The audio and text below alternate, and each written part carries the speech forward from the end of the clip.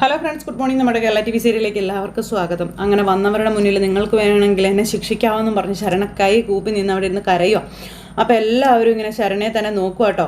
മോളെ, നിന്റെ ഒരു വാക്കിന് പുറത്ത് ഞങ്ങൾക്കുണ്ടായ ക്ഷീണവും അപമാനവും എന്തായാലും ഉടനെ ഒന്നും മാറാൻ പോകുന്നില്ല എന്ന് വന്നതിൽ ഒരാൾ പറയുന്നു. അതുകൊണ്ട് ഇനി അങ്ങോട്ട് അതിൻ്റെ പ്രതികരണം അനുഭവിച്ചായിരിക്കും പ്രഭാകരനെ കുടുംബത്തിൻ്റെയും ദൈനംദിന ജീവിതമെന്നും പറഞ്ഞ് അയാൾ പറയാം. അതുകൊണ്ട് ഇനി കണ്ണുനീരും കരച്ചിലും ഒന്നും വേണ്ട, പറഞ്ഞതൊന്നും മറക്കുകയും വേണ്ടാന്നും പറഞ്ഞ് അയാൾ ശരണ്യയോട് പറയുന്നേ. ഇതെല്ലാം പറഞ്ഞ് അവരങ്ങ് പോകുന്നു. ഇതിന് ശേഷം അച്ഛനും അമ്മയും മക്കളും കൂടി ഇങ്ങനെ നോക്കി ഇങ്ങനെ നിൽക്കുക. അപ്പോൾ ശരണ്യ അകത്തേക്ക് കയറിപ്പോയി കഴിയുമ്പോൾ വന്നവരെല്ലാം വന്നതുപോലെ തന്നെ തിരിച്ചു പോവുകയും ചെയ്തു. അത് കഴിഞ്ഞതിന് ശേഷം പിന്നെ കാണിക്കുന്നതെന്ന് പറഞ്ഞിട്ടുണ്ടെങ്കിൽ ബബിത ഫോണിൽ നോക്കിക്കൊണ്ട് അവിടെ അങ്ങനെ ഇരിക്കുകയാണേ. അപ്പോൾ വീട്ടിലേക്ക് മനു വരുന്നു. മനുവിനെ കണ്ടപ്പോഴത്തേക്കും ഫോണൊക്കെ ഓഫാക്കി നല്ല കുട്ടിയായിട്ട് ഇങ്ങനെ ഇരിക്കുക. മനുവേട്ടനോ, എന്താ ഒരു മുന്നറിയിപ്പ് ഇല്ലാതെ എന്ന് ചോദിച്ചപ്പം രോഹിയെ ജയിലിൽ നിന്ന് കൊണ്ടുവന്നില്ലേന്ന് ചോദിച്ചു. ആ, കൊണ്ടുവന്നു എന്ന് പറഞ്ഞു. ആരൊക്കെയാ പോയേ? ഞാനും അച്ഛനും കൂടിയാണ് പോയത്. പക്ഷേ രോഹിയേട്ടന് ഓരോ മാറ്റവും ഇല്ല മനുവേട്ടാ, ഭയങ്കര വാശിയാ, എല്ലാവരോടും ദേഷ്യ എന്നൊക്കെ പറഞ്ഞുകൊണ്ടിങ്ങനെ പറയുകയാണ്. അപ്പം നിങ്ങൾ അവനെ നോക്കി ചിരിക്കുകയോ കളിയാക്കുകയോ ഗുണദോഷിക്കുകയോ എന്തെങ്കിലും ചെയ്തോ? ഇല്ലെന്നേ, ഫുഡ് കഴിക്കാൻ പറഞ്ഞു, അത് ഇഷ്ടപ്പെട്ടില്ല എന്ന് പറയുകയാണ്. രാജാവിന് കൊട്ടാരത്തിൽ നിന്ന് ബലമായി പിടിച്ചു കെട്ടി കുടിലിൽ കൊണ്ടുപോയിരുത്തിയ ഇത്രയും ദേഷ്യം ഒന്നും കാണിക്കത്തില്ല എന്ന് ബബിത ഇങ്ങനെ പറയുന്നു. അവൻ്റെ ഫ്രസ്ട്രേഷൻ എന്താണെന്ന് മനസ്സിലാക്കി അവൻ്റെ കൂടെ നിൽക്കുക വേണ്ടത് നിങ്ങളെല്ലാവരും. അടുക്കാൻ പറ്റത്തില്ല മനുവേട്ടാ, ഒരക്ഷരം പോലും മിണ്ടത്തില്ല. വന്ന ഉടനെ റൂമിൽ കയറി വാതിലടച്ചു. വാതിലെ മുട്ടി വിളിച്ച മനുഷ്യരല്ലേ വാതിൽ ഓർക്കുന്നത്, കരിമ്പുലിയാ എന്നും പറഞ്ഞിങ്ങനെ അച്ഛൻ്റെ അടുത്ത് പോലും അങ്ങനെയാ, എന്നാ ചെയ്യുമെന്നൊക്കെ ചോദിക്കും കേട്ടോ. അന്നേരം ചേടാ, ഇതിപ്പോൾ ജാമ്യത്തിൽ കൊണ്ടുവന്നതാണോ കുഴപ്പമായതെന്ന് ചോദിച്ചു മനു. ആണ്, ജയിലിൽ നിന്ന് വന്ന ഉടനെ കൊണ്ടുവന്ന ജ്യൂസും കോഫിയും സ്നാക്സും എല്ലാം ആ റൂമിൽ എറിഞ്ഞിട്ട് പൊട്ടിച്ചെന്നും ഉച്ചയ്ക്ക് കൃഷ്ണ ചോറും കറിയും കൊടുത്തിട്ട് മുഴുവനും കൊണ്ടു ചെന്ന ട്രേ ഉൾപ്പെടെ ബാൽക്കണിയിൽ നിന്ന് താഴേക്ക് എറിഞ്ഞിട്ട് തകർത്തു. അയാൾക്ക് ഭ്രാന്തായിപ്പോയി മനുവേട്ടാ എന്ന് പറയാണ് ഈ ബബിത. അത് കേട്ടപ്പോൾ അപ്പോൾ ഏതെങ്കിലും സൈക്കാട്രിസ്റ്റിൻ്റെ അടുത്ത് കൊണ്ടുപോകണമെന്ന് മനു പറയാണ്. അങ്ങനെ അതും പറഞ്ഞു മനു അവൻ എവിടെയെന്ന് ചോദിച്ചു. കിടക്കുക. അങ്ങനെ മനു കാണാനായിട്ട് കയറി ചെല്ലുമ്പോഴത്തേക്കും കൃഷ്ണമോള് വന്നു. ഹായ് മനുവേട്ടാ. ഹായ്, നീ ഇന്ന് പോയില്ലേ? പോയിട്ട് വന്നതാ, എക്സാം ആയിരുന്നു എന്ന് പറഞ്ഞു. ആ, നിനക്ക് പിന്നെ അതൊന്നും ഇല്ലല്ലോ അല്ലേ എന്ന് ബബിതയോട് ചോദിക്കുമ്പം എൻ്റെ കുറേ ക്ലാസ് പോയി. 2 മാസത്തിൽ കൂടുതൽ പോയോ? ഇല്ലല്ലോ. ഇല്ലെന്നേ, 1 മാസം പോയിട്ടുള്ളൂ. ബബിതേച്ചി കള്ളിയാ, പഠിക്കാൻ കഴിയത്തില്ല. അങ്ങളെന്തിയേ? അച്ഛൻ്റെയും മകൻ്റെയും അടുത്തോട്ട് ഇപ്പോൾ പോവണ്ട കേട്ടോ, ഷോക്കടിക്കും എന്ന് കൃഷ്ണ മനുവിനോട് പറയുമ്പം ഹൈ വോൾട്ടേജ് ആണോ? ആ അതേന്നേ, ഹൈ വോൾട്ടേജാ. ഇവിടെ നടക്കുന്ന അംഗമൊന്നും പറയണ്ട എൻ്റെ മനുവേട്ടാ, വല്ലാത്ത പാടാണെന്ന് പറഞ്ഞു. ബബിതയോ എന്നോടെല്ലാം പറഞ്ഞു. അലീന നോക്കിയിട്ടും രക്ഷയൊന്നും ഇല്ലല്ലേ എന്ന് ചോദിക്കുമ്പം അലീന ചേച്ചി പഠിച്ച പണിയെല്ലാം പയറ്റി നോക്കിയതാ, ഒരു രക്ഷയും ഇല്ലയെന്ന് കൃഷ്ണ നേരം പറയുകയാണ്. അലീന ചേച്ചിയുടെ സ്ഥാനത്ത് ഞാനായിരുന്നെങ്കിലേ വെച്ചിട്ട് പോയേനേന്ന് പറയുകയാണേ. പിന്നെ അലീന ചേച്ചിയുടെ ക്ഷമ അപാരമാണ്, അയ്യോ സമ്മതിച്ചു കൊടുക്കണമെന്നൊക്കെ പറഞ്ഞപ്പം ഇവള് പറയുന്നത് പോലെ ഒന്നും ഇല്ല മനുവേട്ടാന്ന് ബബിത പറയാം. അലീന ഏതാണ്ട് മഹാത്യാഗം ചെയ്തതുപോലെ ഇവിടെ എല്ലാവരും പറയുന്നതെന്ന് ബബിത. രോഹിയുടെ ജാമ്യം കിട്ടിയത് പോലും അലീനയുടെ സാമർഥ്യം കൊണ്ടാണെന്നാ പറയുന്നതെന്നൊക്കെ ബബിത പറയാം. ആ ശരണ്യ കോടതിയിൽ സത്യം പറഞ്ഞതുകൊണ്ടല്ലേ മനുവേട്ടാ? അത് ശരിയാ, അവൾ മൊഴി തിരുത്തി സത്യം പറഞ്ഞത് കൊണ്ടാണ് എന്ന് മനു പറയുമ്പം കേട്ടല്ലോ, അലീന എന്നെ ചെയ്തിട്ടാ അവൾ മൊഴി തിരുത്തിയതെന്ന് ചോദിക്കുക ബബിത. അലീന ഒരു റെക്കമെൻഡും നടത്തിയിട്ടില്ല എന്ന് അലീന തന്നെ പറഞ്ഞല്ലോ, പിന്നെ എന്തിനാ അവൾ എല്ലാവരും കൂടെ പുണ്യാളത്തി ആക്കുന്നതെന്ന് എനിക്ക് മനസ്സിലാകുന്നില്ല എന്ന് പറഞ്ഞു. അത് കേട്ടപ്പോൾ നീ ഇങ്ങ് വന്നേ എന്ന് പറഞ്ഞുകൊണ്ട് ബബിതയെ വിളിച്ച് നമ്മുടെ മനു അങ്ങ് മാറ്റി കൊണ്ടുപോവുക. എന്നിട്ട് അവിടുത്തെ സോഫയിൽ കൊണ്ടുവന്നങ്ങ് ഇരുത്തിമോൾ അവിടെ ഇരിക്കാൻ പറഞ്ഞു. കൃഷ്ണയും വന്നങ്ങിരുന്നു.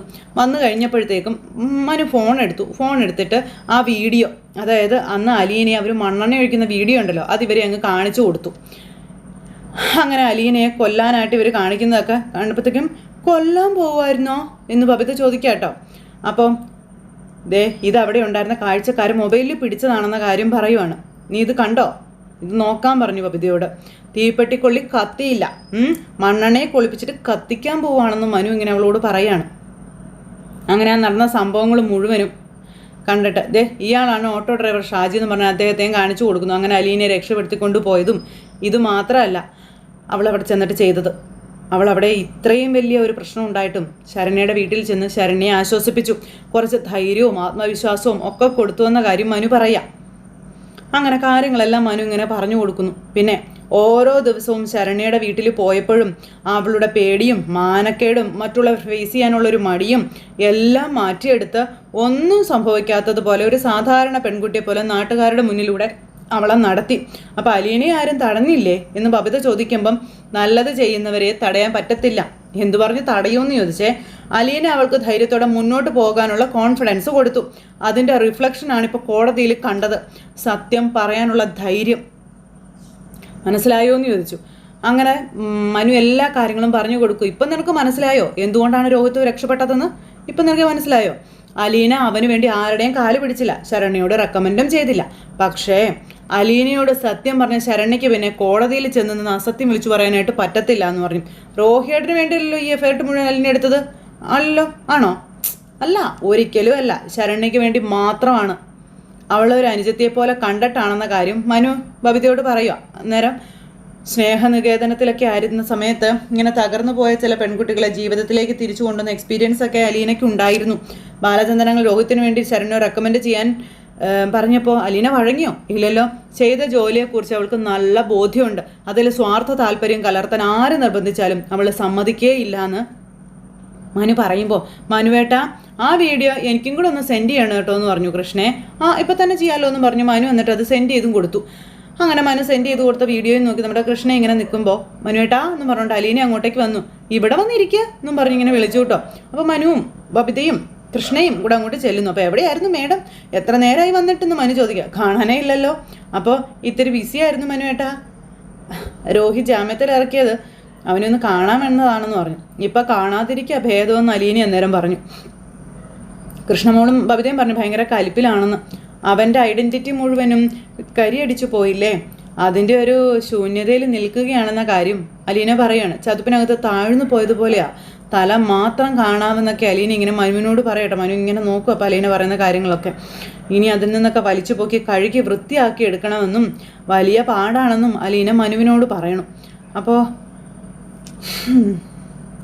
എന്നെക്കൊണ്ട് പറ്റുമോ എന്ന് മനു അലീനയോട് ചോദിക്കുക. അത് കേട്ടപ്പം പറ്റുമെന്നാണ് എൻ്റെ പ്രതീക്ഷ എന്ന് അലീന പറഞ്ഞപ്പോൾ പിന്നെ എന്നും പറഞ്ഞിങ്ങനെ ബബിത നിൽക്കുന്നു. ബെസ്റ്റ് ഓഫ് ലക്കൊക്കെ പറഞ്ഞ് നമ്മുടെ മനു അവിടെ ഇരിക്കുന്നു. അപ്പോഴേക്കും അലീന ജ്യൂസൊക്കെ കൊണ്ടുപോയി കൊടുത്തു. അതെല്ലാം കഴിഞ്ഞ് രാത്രിയായി കഴിഞ്ഞപ്പോഴത്തേക്കും അലീന കഞ്ഞിയും കറിയൊക്കെ ആയിട്ട് ഇതേ മുകളിലോട്ട് കയറി ചെല്ലുക. അപ്പോഴേക്കും കൃഷ്ണ വന്നു. ഇത് രോഹിയേട്ടന് കൊടുക്കാനാണെന്ന് ചോദിച്ചാൽ ചോദിച്ചിട്ട് വേണേൽ കൊടുത്താൽ പോരെ. അപ്പോൾ ചോദിച്ചാൽ വേണ്ടെന്നല്ലേ പറയത്തുള്ളൂ, ഞാൻ അല്ലാതെ തന്നെ ഒന്ന് കൊടുത്തു നോക്കട്ടെ എന്ന് പറഞ്ഞു. ഒറ്റ തട്ടിന് തെറിപ്പിച്ച് കളയും ചേച്ചി, പ്ലേറ്റും പൊട്ടും. കളയട്ടെ, എത്ര തവണ ഇങ്ങനെ കളയും? മനുഷ്യനല്ലേ, അല്ലേ? ഭക്ഷണം കഴിക്കാതെ എങ്ങനെ ജീവിക്കുമെന്ന് ചോദിച്ചു. പിന്നെ അവസാനം അവൻ തന്നെ തോൽക്കും, നോക്കിക്കൊള്ളാൻ പറഞ്ഞു നമ്മുടെ അലീന മുകളിലോട്ട് കയറി പോന്നു. കൃഷ്ണ ഇങ്ങനെ അവിടെ നിൽക്കുകയാണ്. അപ്പോഴേക്കും നമ്മുടെ ബാലൻ അങ്ങോട്ടേക്ക് ഇറങ്ങി വന്നു. ഇത് കഞ്ഞി അവനാണോ എന്ന് ചോദിച്ചു. അതെ. അവനോട് വേണമെന്ന് നീ ചോദിച്ചോ?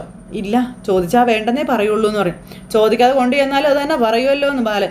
ഞാൻ കൊടുത്തു നോക്കട്ടെ അച്ഛാ, നീ വെറുതെ എനിക്ക് വീണ്ടും പണിയുണ്ടാക്കി വെക്കരുതെന്ന് ബാലൻ അന്നേരം പറയാം. അച്ഛനതൊന്നും ശ്രദ്ധിക്കാതെ മാറി നിന്നാൽ മതി എന്ന് പറഞ്ഞു അലീന.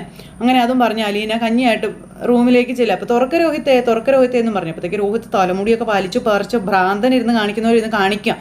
അപ്പോൾ രോഹിത്തേ എന്ന് പറഞ്ഞ അലീന പുറത്തിരുന്ന് വിളിച്ചുകൊണ്ടിരിക്കുക. അപ്പോൾ തുറക്കാനെന്താ എത്ര മടി എന്ന് പറഞ്ഞുകൊണ്ട് ബാലനും തൊട്ടരികിലും നിൽപ്പുണ്ട്. അച്ഛനൊന്ന് വിളിച്ചു നോക്കിക്കേ എന്നിങ്ങനെ അലീന പറഞ്ഞു. അപ്പോഴത്തേക്ക് രോഹിത്തേ എന്ന് പറഞ്ഞുകൊണ്ട് വാതിൽ കൊട്ടി ഇങ്ങനെ വിളിക്കുക. അപ്പോഴത്തേക്കും മെൻ്റൽ പേഷ്യൻ്റ് ഇരുന്ന് കാണിക്കുന്നത് പോലെ നമ്മുടെ രോഹിത്ത് ഇരുന്ന് കാണിക്കാം. എടാ വാതിൽ തുറക്കടാ എന്ന് പറഞ്ഞു. അപ്പോൾ മുടിയൊക്കെ ഇങ്ങനെ വലിച്ചു പറിച്ചിട്ട് ഒറ്റ തട്ടായിരുന്നു രോഹിത്ത്. അപ്പോൾ വാതിൽ തുറക്കടാ, എത്ര പ്രാവശ്യം വിളിക്കണം നിന്നെ എന്ന് ചോദിച്ചുകൊണ്ട് വാതിൽ തുറക്കടാ എന്നും പറഞ്ഞുകൊണ്ട് ദേഷ്യപ്പെടുക ബാലൻ. അച്ഛൻ എന്താ ഇത്, അച്ഛൻ പോയിക്കോ, അച്ഛന് പെട്ടെന്ന് ദേഷ്യം വരുമെന്ന് അലീന. ബാലൻ എന്നിട്ട് കലി കയറി ഇങ്ങനെ അവിടെ നിൽക്കുക. അപ്പോൾ വീണ്ടും രോഹിത്തേ എന്ന് പറഞ്ഞ് അലീനെ വിളിക്കുക. അപ്പോഴത്തേക്കും നമ്മുടെ രോഹിത്ത് വന്ന് എന്താ ഇവിടെ എന്ന് ചോദിച്ചു വാതിൽ തുറന്നു. നോക്കുമ്പോൾ അലീന കുറച്ച് കഞ്ഞിയെങ്കിലും കുടിക്കാൻ പറഞ്ഞു. അപ്പോൾ കഞ്ഞി നിൻ്റെ അച്ഛനും കൊണ്ട് കൊടുക്കടി എന്ന് പറഞ്ഞുകൊണ്ട് ആ കഞ്ഞിയും കൂടെ എടുത്തൊരു ഒറ്റ തട്ടായിരുന്നു ഈ രോഹിത്ത്. അപ്പോഴേക്കും പാത്രവും പൊട്ടി, കഞ്ഞിയും പോയി, കറിയും പോയി, എല്ലാം ഇങ്ങനെ പോയിട്ട് ഇവരിങ്ങനെ നിൽക്കുകയാണേ. ഇത് ബാലൻ കണ്ടോണ്ട് നിൽക്കല്ലേ. എടാന്ന് പറഞ്ഞാൽ അടിക്കാനായിട്ട് ബാലൻ കൈ ഒങ്ങിയപ്പോഴത്തേക്ക് അയ്യോ അച്ഛ വേണ്ട, മാറി നിൽക്കച്ച, തല്ലല്ലേ അച്ഛ പ്ലീസ് എന്നും പറഞ്ഞുകൊണ്ട് നമ്മുടെ അലീന അച്ഛനെ കയറി വട്ടം അങ്ങ് പിടിച്ചു. എന്താടാ ഈ കാണിച്ചു വെച്ചിരിക്കുന്നതെന്ന് ബാലൻ ചോദിക്കുമ്പം നിങ്ങൾ തല്ലി കൊല്ല് എന്നും പറഞ്ഞുകൊണ്ട് രോഹിത്ത് ഇങ്ങനെ നേരം ബാലനോട് പറയൂ കേട്ടോ. ആ സമയത്ത് ഈ കഞ്ഞിയും കറിയും എടുത്ത പാത്രം ഉണ്ടല്ലോ, തട്ടടാന്നും പറഞ്ഞുകൊണ്ട് ഈ പ്ലേറ്റ് നീ തട്ടിക്കളയിടാന്ന് പറഞ്ഞു പ്ലേറ്റ് ഇങ്ങനെ പിടിച്ച് കൈ ഇങ്ങനെ പൊക്കി പിടിച്ചത് തട്ടിയ ഉടനെ അടിക്കാൻ പാകത്തിന് ബാലൻ ഇങ്ങനെ നിൽക്കുക. ഈ പ്ലേറ്റ് നീ തട്ടിക്കളയിടാന്ന് പറഞ്ഞു. അപ്പോഴത്തേക്ക് രോഹിത്ത് ഇങ്ങനെ ബാലനെ തുറച്ച് നോക്കിക്കൊണ്ട് ഇങ്ങനെ നിൽക്കുക. നീ തട്ടടാ. അപ്പോഴത്തേക്ക് അലീനെ അത് തട്ടിപ്പറിച്ച് മേടിച്ചു. അച്ഛൻ ഇങ്ങനെ തന്നേ അച്ഛൻ പൊയ്ക്കോ, ഇത് ഞാൻ നോക്കിക്കൊള്ളാമെന്ന് അലീന ബാലനോട് പറഞ്ഞു. എടീ എന്തിനാടി ഇവനെ ജാമത്തിൽ എടുക്കാൻ വേണ്ടി ഞാനും നീക്കക്കണം അവിടെയും കിടന്ന് ഓടിയത്, നന്ദി കെട്ടി ജന്തു. ആര് പറഞ്ഞു ജാമ്യത്തിൽ ഇറക്കാനെന്നായിരുന്നു പിന്നെ രോഹിത്തിൻ്റെ ചോദ്യം. ഞാൻ പറഞ്ഞോ എനിക്ക് വേണ്ടായിരുന്നു ജാമ്യം, എനിക്ക് നശിച്ച വീട്ടിലോട്ട് വരണ്ടായിരുന്നെന്ന് പറയുമ്പോൾ വേണ്ടെങ്കിൽ പോടാന്നായേ, നാട്ടുകാരെല്ലാം കൂടെ കല്ലെറിഞ്ഞ് കൊല്ലട്ടേടാന്ന് ബാലൻ. അപ്പം അച്ഛ പ്ലീസ് അച്ഛ. അപ്പം മുഴുവൻ ഭ്രാന്തനായി രോഹിത്ത്. അച്ഛനും കൂടി ഇങ്ങനെ തുടങ്ങല്ലേ, ഒന്ന് പോ എന്ന് പറഞ്ഞ അലീന. ദേ ഇനി ആഹാരം എന്ന് പറഞ്ഞൊരു സാധനം ഇവൻ്റെ മുറിയിലോട്ട് കൊണ്ടുവന്നാ നീ ആർക്കും അടി മേടിക്കുന്നതെന്ന് പറഞ്ഞില്ലെന്ന് വേണ്ട എന്ന് ബാലൻ അലീനയോട് പറയുന്നു. അപ്പോഴത്തേക്ക് രോഹിത്ത് വാതിലൊരു ഒറ്റ അടയായിരുന്നു. ആ പ്ലേറ്റും പൊട്ടി, അവിടെ മുഴുവനും കഞ്ഞിയും കുപ്പിച്ചിലും ഒക്കെ ആയി.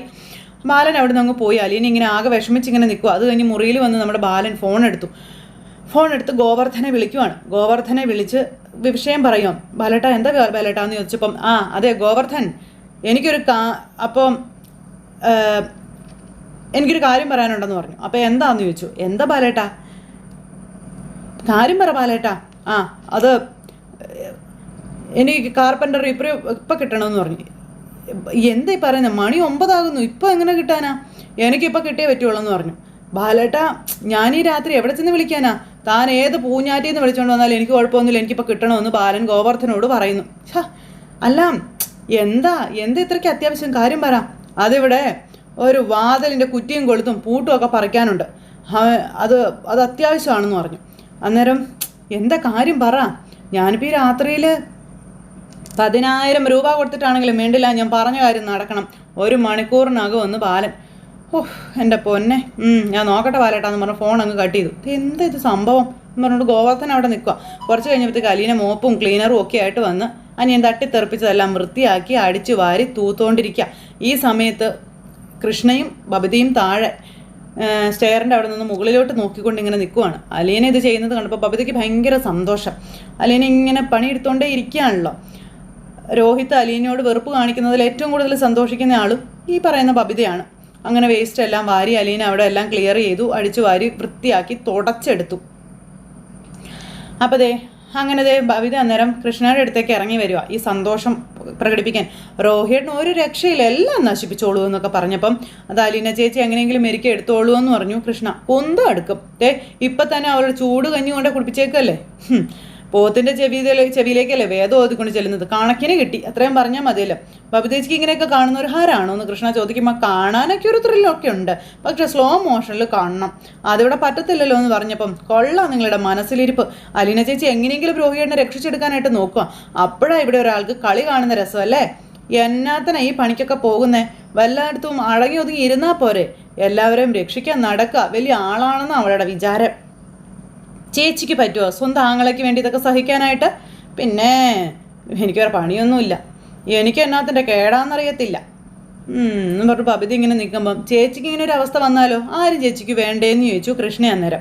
അന്നേരം ബബിത ഇങ്ങനെ നോക്കുക കേട്ടോ, ആ മുടിയൻ തേച്ചിട്ട് പോവല്ലോ, അന്നേരം പിടിച്ച് നിൽക്കുന്നത് എനിക്കൊന്ന് കാണണേ എന്നും പറഞ്ഞുകൊണ്ട് നമ്മുടെ ബബിതയോട് കൃഷ്ണ പറയുമ്പോഴത്തേക്കും ബബിതയ്ക്ക് ഇഷ്ടപ്പെട്ടില്ല. ബബിത ചെല്ലു കേട്ടോ, നിനക്കെങ്ങനെ അറിയാം അവൻ തേച്ചിട്ട് പോകുമെന്ന്? അന്നേരം ഇത്രയും ലക്ഷണം കെട്ട ഒരുത്തനെ ഞാൻ ഇന്നേ വരെ കണ്ടിട്ടില്ല എന്ന് കൃഷ്ണ പറയാം.